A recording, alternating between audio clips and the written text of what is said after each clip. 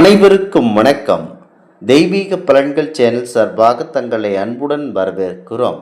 இன்று நம் காணொலியில் காண விரும்புவது ஜூலை மாதத்தில் ஸ்ரீ சனி பகவான் கோரப்பிடியில் சிக்கி தவிக்கப் போகும் 3 ராசிக்காரர்கள் யார் என்பதை பற்றி இந்த காணொலியில் பார்க்கலாம். வாருங்கள் காணொலிக்கு செல்லலாம். மறக்காமல் ஒரு சப்ஸ்கிரைப் செய்யவும். 2026 ஜூலை மாதத்தில் கிரகங்களின் பெயர்ச்சியினால் 3 ராசிக்காரர்கள் சனி பகவானின் கோப பார்வைக்கு ஆளாக நேரிடும். அது எந்தெந்த ராசிகளுக்கு சோதனை காலம் என்பது குறித்து தான் இந்த காணொலியில் பார்க்க போகிறோம். சனி பகவான் என்றாலே அனைத்து ராசியினருக்கும் பயமாகத்தான் இருக்கும். 2026 ஜூலை மாதம் ஜோதிட ரீதியாக பெரும் திருப்பங்கள் நிறைந்த மாதமாக அமையப் போகிறது. இந்த மாதத்தில் நிகழவிருக்கும் குரு பகவானின் அஸ்தமனம் மற்றும் சனி பகவான் வக்ரபெயர்ச்சி ஆகியவை ஜோதிட உலகின் மிக முக்கிய பங்கு வகிக்கிறது. இந்த கிரகங்களின் மாற்றங்களால் சில ராசியினருக்கு அதிர்ஷ்டமும் சிலருக்கு சவாலான சூழ்களும் உருவாகும். ஜூலை 14 அன்று சுக்கிரன் சிம்மம் ராசிக்கு நுழைவதனால் இந்த மாதத்தின் கிரக பயிற்சி ஆரம்பமாகின்றன. அதனைத் தொடர்ந்து ஜூலை 8 புதனின் இடமாற்றம் நிகழ உள்ளது. இவற்றுள் மத்தியில் ஜூலை 15 நிகழும் ஸ்ரீ குரு அஸ்தமனம் மற்றும் ஜூலை 27 மீன ராசியில் ஸ்ரீ சனி பகவான் வக்ரகதியில் பின்னோக்கி நகர தொடங்குவதுமே மிக முக்கியமான திருப்பங்களாகும்.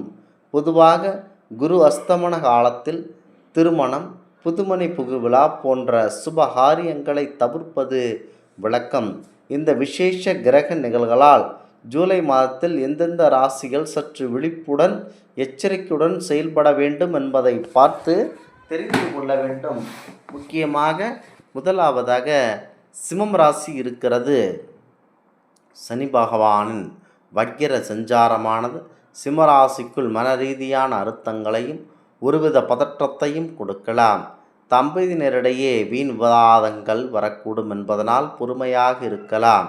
அல்லது மனைவியை துன்புறுத்தி ஜெயிலுக்கு செல்லக்கூடிய வாய்ப்பும் உங்களுக்கு இருக்கிறது. ஆகவே கோபத்தை சற்று அமைதியுடன் காட்ட வேண்டும். விட்டு கொடுத்தலும் அவசியம். உறவினர்களிடம் பேசும்போது வார்த்தைகளில் நிதானம் உங்களுக்கு தேவை. நீங்கள் திட்டமிட்ட காரியங்கள் தள்ளி போகலாம். பணியிடத்தில் சுமூகமாக சூழல் இருப்பதனால் உங்களுக்கு பின்னால் புதிய எதிர்பார்ப்புகள் உருவாக வாய்ப்புள்ளது. தேவையற்ற ஆடம்பர செலவுகளை குறைப்பது நல்லது. குறிப்பாக ஆன்லைன் வர்த்தகம் மற்றும் பங்கு சந்தைகளில் முதலீடு செய்யும்போது கூடுதல் கவனம் தேவை. முக்கியமாக சிம்மராசியான உங்களுக்கு சனிக்கிழமையில் உடல் ஊனமுற்றோருக்கோ அல்லது ஏழை எளியோருக்கோ உங்களால் முடிந்த அன்னதானம் அல்லது கருப்பு உளுந்து தானம் செய்வது சிறந்த பலன்கள் உங்களுக்கு தரும். முக்கியமாக இதனை தெரிந்து கொண்டு செயல்பட வேண்டும். முக்கியமாக தீய செயல்களில் ஈடுபடுவதோ, ஒருவரை காலால் உதைப்பதோ, சனியனே என திட்டுவதோ இது எல்லாம் உங்களுக்கு அவ்வளவு நல்லதாக இல்லை. ஆகவே எந்த ஒரு ஜாமீன் கையெழுத்தோ, தேவையற்ற வம்பு வழக்குகள், நிதி சம்பந்தப்பட்ட பிரச்சனைகள், முக்கியமாக எந்த ஒரு ஆவணமுமே இல்லாமல் ஒரு பெரிய தொகையை மற்றவருக்கு வழங்குவது இது எல்லாம் உங்களுக்கு மாபெரும் கடனாளியாக மாற்றக்கூடிய நிலையாக இருக்கும். தேவையில்லாமல் வீட்டில் உட்கார்ந்து கொண்டு சோம்பேறித்தனமாக இருப்பவர்களை சனி பகவான் அவர்களுக்கு பிடிக்காது. ஆகவே சுறுசுறுப்புடன் செயல்பட்டு நீங்கள் உண்டு உங்கள் வேலை உண்டு என இருந்தீர்கள் என்றால் சனி பகவான் உங்களை ஒன்றும் செய்ய மாட்டார். அடுத்ததாக தனுசு ராசி. தனகாரராகிய குரு பகவான் அஸ்தமனம் அடைதல் தனுசு ராசியினருக்கு பண வரவிலும் முக்கிய முயற்சியிலும் சில தடங்கள் ஏற்படலாம். உத்தியோகத்தில் எதிர்பாராத முன்னேற்றங்கள் கிடைப்பதில் தாமதமாகலாம். தொழிலில் மந்த நிலை காணப்படுவதனால் புதிய உத்திகளை கையாள வேண்டியிருக்கும். வீண் அலைச்சல்கள் அதிகரிக்கும். குடும்ப உறுப்பினர்களுடன் வெளிவட்டாரத்திலும் தேவையற்ற வாக்குவாதங்களை தோன்றி மறையும். எந்த ஒரு சிறிய காரியத்தையும் சவால்களையும் சந்தித்தே முடிக்க வேண்டியிருக்கும். நீண்ட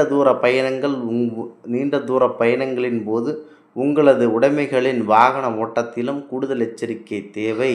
முக்கியமாக நீங்கள் என்ன பரிகாரம் செய்ய வேண்டுமென்றால் வியாழக்கிழமைகளில் அந்தணர்களுக்கோ அல்லது வயதானவர்களுக்கோ மஞ்சள் நிற ஆடைகள், கொண்டைக்கடலை அல்லது வாழைப்பழங்களை தானமாக நீங்கள் அளிக்கலாம்.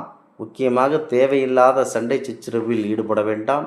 வார்த்தையை பார்த்து பேச வேண்டும். பெரியவரிடத்திலும் எவரிடத்திலும் அமைதியுடன் இருக்க வேண்டும். எந்த பொதுவெளி இடத்திலும் மற்றவர்களை பற்றி பேசக்கூடாது.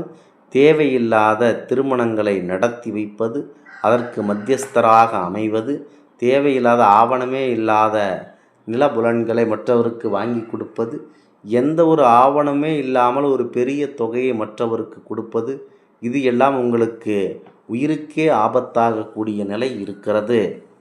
ஆகவே எதை செய்தாலும் பெரியவர்களுடைய சொல் கேட்டு செயல்பட வேண்டும்.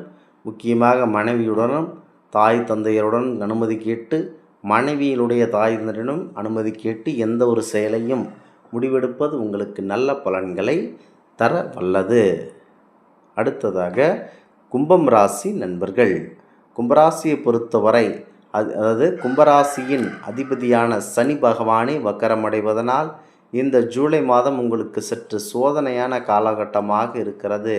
உங்களது சுய நம்பிக்கை சற்று குறைய வாய்ப்புள்ளது. உடல் நலனில் அக்கறை காட்டுவது அவசியம். முறையான உணவு பழக்கங்களை மேற்கொள்ளுங்கள். உத்தியோகத்தில் இருப்பவர்கள் தங்களது திறமையை நிரூபிக்க வழக்கத்தை விட அதிகமாக உழைக்க வேண்டியிருக்கும். கும்பராசியினருக்கு முக்கியமாக நீங்கள் சக ஊழியரிடம் கருத்து வேறுபாடுகள் வரலாம். பண இழப்புகள் ஏற்பட வாய்ப்புள்ளதனால் புதிய முதலீடுகளை இப்போதைக்கு தள்ளி வைப்பது நல்லது. ஆடம்பர பொருட்களை வாங்குவதை தவிர்க்க வேண்டும். பட்ஜெட் போட்டு செலவு செய்ய வேண்டும். பரிகாரங்கள் என்னவென்றால், தினம் காலையில் நீங்கள் சாப்பிடுவதற்கு முன் வடித்த சாதத்தில் சிறிதளவு நல்லெண்ணெய் கலந்து காகத்திற்கு உணவாக வைக்க வேண்டும். இது உங்கள் கர்ம வினைகளை குறைக்க உதவுகிறது. தொழில் முன்னேற்றம் ஏற்பட வாய்ப்புள்ளது. அடுத்ததாக தேவையில்லாத கையெழுத்துகள், நீதிமன்ற வழக்குகள், சண்டை சச்சரவுகள், பங்காளி சண்டை, இது எல்லாம் சற்று ஒத்தி வைக்க வேண்டும்.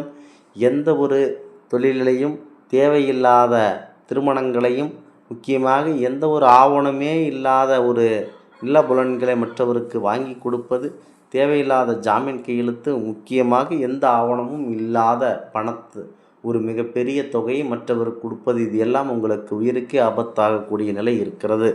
ஆகவே அமைதியுடன் செயல்பட வேண்டும். பிரதோஷ வேளைகளில் பரம்பல் சிவபெருமான் ஆலயங்களுக்கு சென்று வரலாம். இந்த ஆன்மீக தகவல் உங்களுக்கு பிடித்து இருந்தால் தெய்வீக பலன்கள் சேனலை கண்டிப்பாக சப்ஸ்கிரைப் செய்து கொள்ளவும். மீண்டும் ஒரு நல்லதொரு காணொளியில் உங்களை சந்திக்கிறோம். நன்றி, வணக்கம்.